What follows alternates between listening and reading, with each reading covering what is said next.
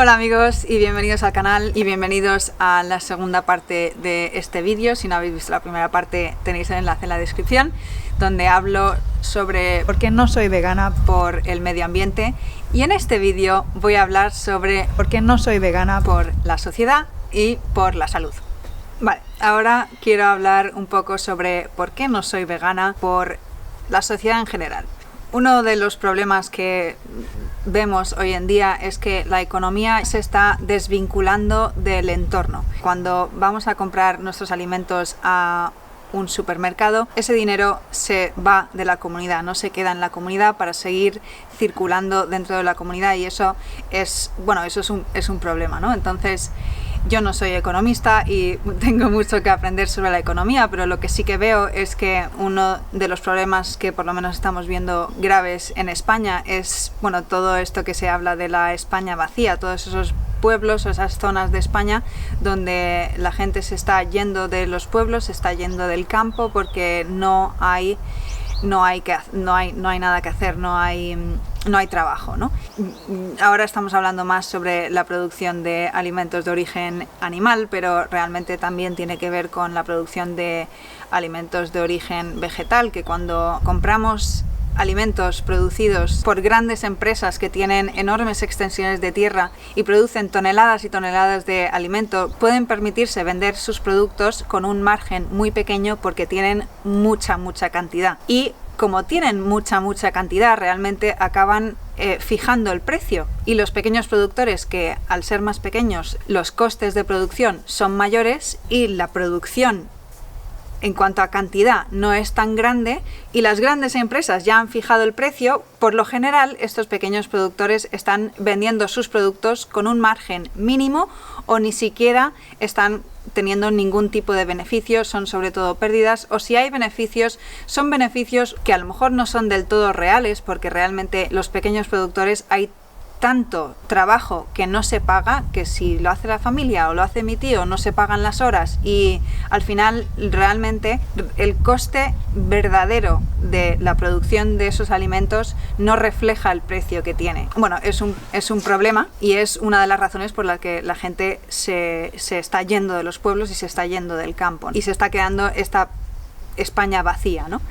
En cuanto a los productos de origen animal, ocurre algo similar, porque igual la ganadería extensiva requiere sobre todo más tiempo y requiere más espacio, más extensión de tierra que la ganadería intensiva, y como la ganadería intensiva tiene mayor producción en cuanto a cantidad, están fijando el precio, con lo cual la ganadería extensiva le cuesta competir contra estos precios, y otra vez entonces la gente acaba dejando esa actividad, y para compensar hay más ganadería intensiva, ¿no? Al final otra vez es un efecto dominó negativo, ¿no? Y esta es una de las razones por las que yo decido apoyar a ganaderos locales pequeños y de ganadería extensiva.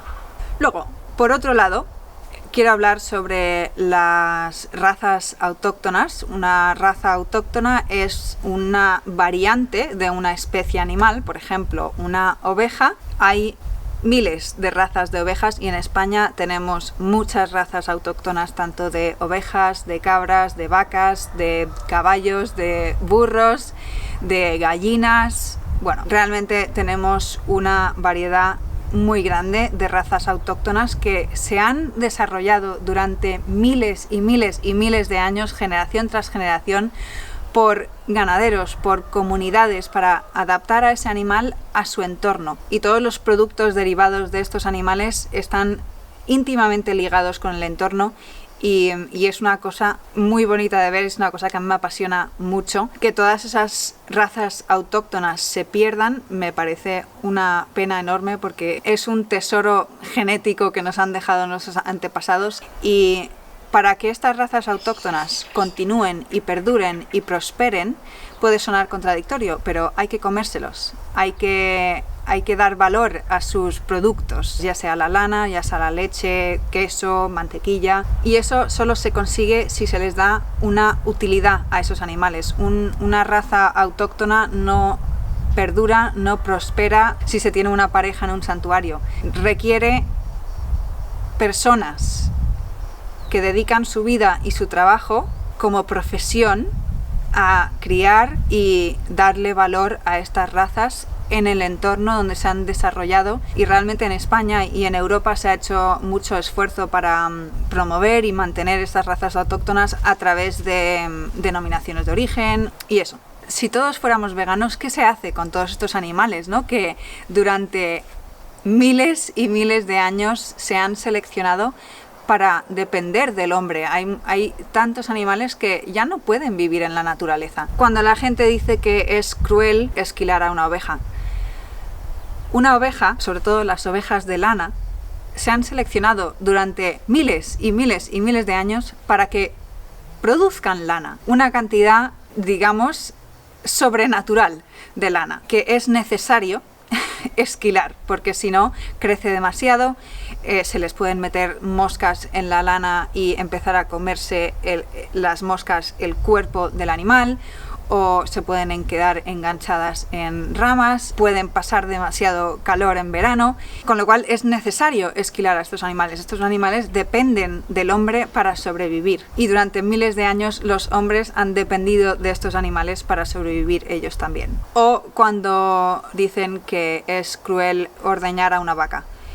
La mayoría de las vacas lecheras, las razas de vaca que son para leche, producen mucha más leche de la que es capaz de consumir su ternero. Las vacas, por ejemplo, que son razas de carne, que no se han seleccionado durante miles de años para que produzcan mucha leche, producen lo justo para su ternero. Pero las vacas que se han seleccionado durante miles y miles de años para producir leche, genéticamente producen mucha más leche de la que podría consumir su ternero, y de hecho en muchas ocasiones es necesario, incluso cuando el ternero está con la vaca mamando todo el día, ordeñar a la vaca, porque la vaca está produciendo de más, y si no se vacía la ubre le puede dar mastitis, una infección de la ubre que puede llevar a que la ubre ya no produzca más leche y podría morirse el ternero. Con lo cual, otra vez, estas razas dependen íntimamente del hombre para sobrevivir. Vale.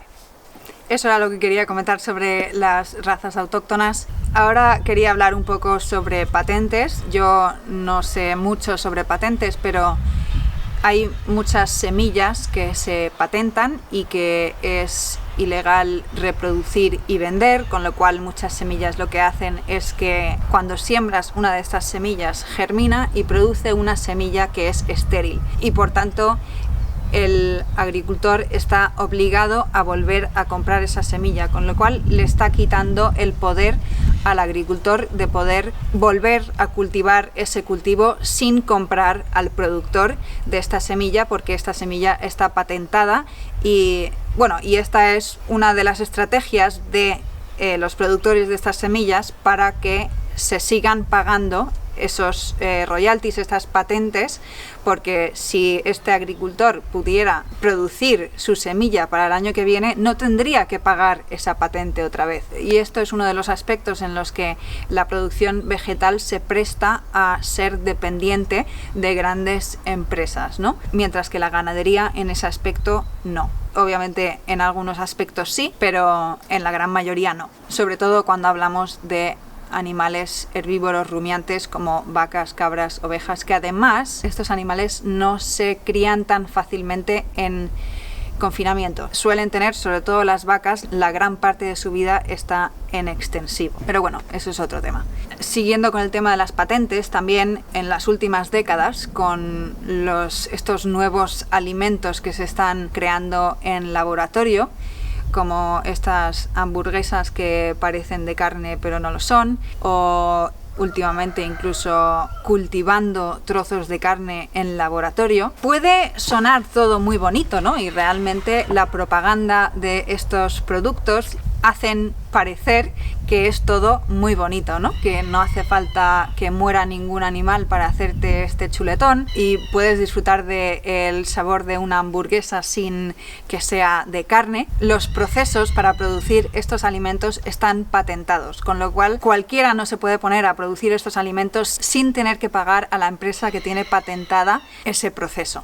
Entonces, otra vez, es una cosa que se presta al monopolio, que hace que la economía no sea local, sino que todo vaya a una gran empresa. Eso no pasa con la ganadería extensiva. Cuando la ganadería es extensiva, ligada a un entorno, se aprovechan los recursos de un entorno, se aprovechan recursos que no podrías aprovechar si un animal, estoy hablando de animales herbívoros, no ha transformado ese recurso en un alimento de alto valor nutricional que está en la comunidad. O sea, que alguien me diga que para mí es más sostenible comerme una hamburguesa de estas que no son carne pero parecen carne, es mejor y más sostenible que comerme un cordero que se ha criado aquí.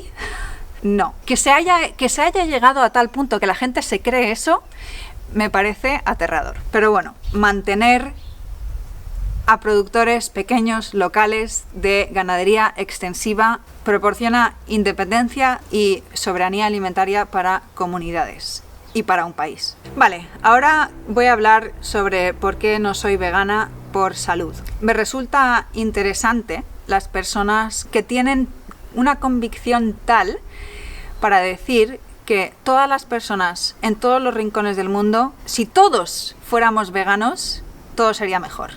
Las razones tanto sociales y medioambientales ya las he hablado, por lo tanto sabéis que yo no pienso que eso sea cierto, pero tampoco creo que sea cierto en cuanto a salud de todas las personas en este mundo. El ser humano se ha desarrollado durante miles y miles de años en todos los rincones del mundo para adaptarse a todos los rincones del mundo. Entonces, nuestros metabolismos son muy diferentes, depende de cuál es tu linaje, tu ascendencia o tu herencia genética de todo tu linaje anterior que ha llegado a formar tu cuerpo y tu metabolismo, y aparte de luego lo que pueda haber pasado en tu sistema digestivo a lo largo de tu vida. Pero eso, creo que es importante no generalizar de esa manera. Sobre todo, creo que es muy importante a nivel personal, cada persona, aprender a escuchar tu propio cuerpo, aprender a escuchar y sentir qué es lo que te sienta bien y qué es lo que te sienta mal, y no dejarse llevar por modas o tendencias o motivaciones y planes ajenos, sino realmente es tu cuerpo y nadie conoce tu cuerpo mejor que tú mismo.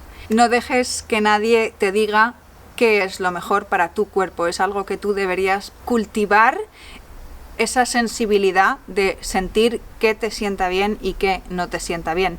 Y que no hay una talla que nos valga a todos, cada uno somos diferentes. Una cosa que te sienta bien a ti me puede sentar mal a mí. Entonces, saber reconocer eso en tu propio cuerpo y en ti mismo, y eso, no dejarse llevar por modas y por lo que dice el vecino o una persona en Instagram, o lo que estoy diciendo yo ahora mismo. Y yo no digo que yo lo tenga todo solucionado.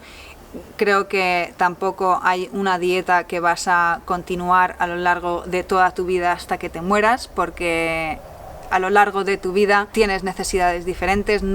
Tus necesidades nutricionales no son iguales cuando eres un niño pequeño que cuando eres una persona en edad reproductiva. Y sí que quiero mencionar en esta sección que hay, lo dicho, muchos estudios científicos y artículos científicos y mucho ruido sobre los productos de origen animal y cómo son malos para la salud. Creo que es difícil correlacionar un solo alimento con una enfermedad, que tienen que ver muchas cosas, más alimentos, combinación de alimentos, el momento en el que se comen ciertos alimentos, y sobre todo cómo se han producido esos alimentos, cómo se han preparado esos alimentos, los tratamientos que han recibido esos alimentos. Creo que todo eso es muy importante a la hora de determinar si realmente un alimento es lo que está creando una enfermedad. Porque no es lo mismo consumir, por ejemplo, digamos un pato. Nosotras criamos aquí patos para comérnoslos, que, bueno, voy a aprovechar aquí para decir que hemos lanzado nuestro curso de faenado de aves. Si quieres aprender el arte del faenado o matanza de aves, tienes el enlace en la descripción para acceder al curso. Bien, dicho eso, nosotras criamos patos aquí para comérnoslos, y estos patos viven al aire libre, comen insectos, comen hierba, les da el sol, y eso se traduce en una carne que es muy diferente, y lo digo por experiencia, porque lo he podido comparar. es muy diferente a la carne de un animal que se ha criado en una jaula, no se ha movido, no le ha dado el sol, no ha comido insectos, no ha comido hierba fresca en ningún momento. Es muy diferente. Creo que eso es muy importante de considerar a la hora de decir los productos de origen animal son malos para la salud. ¿Cómo se ha producido ese producto de origen animal que estás hablando? ¿Cómo se ha preparado ese producto de origen animal? Con eso quiero decir que no es el qué comes, sino cómo se ha producido lo que comes, ¿no? Y realmente lo que quiero resaltar o destacar en este apartado de salud es que aprendas a escucharte a ti mismo, a realmente saber discernir qué te sienta bien y qué te sienta mal. Os puedo decir que si yo tuviera que comer toda la proteína que necesito para vivir en forma de legumbres o tofu, no me encontraría muy bien. Lo he probado y no me sienta bien. Prefiero comerme un chuletón y hago un esfuerzo porque ese chuletón venga de un animal que se ha criado en un sistema de producción extensivo, que ha estado bajo el sol, que ha comido hierba, que ha estado al aire libre, y apoyar la economía local en el proceso. Creo que con esto voy a terminar el vídeo. Espero que lo hayáis disfrutado. Si tenéis algo que decir al respecto, por favor dejadlo en los comentarios. Otra vez, siempre con respeto. Espero que hayáis disfrutado del vídeo y hasta la próxima.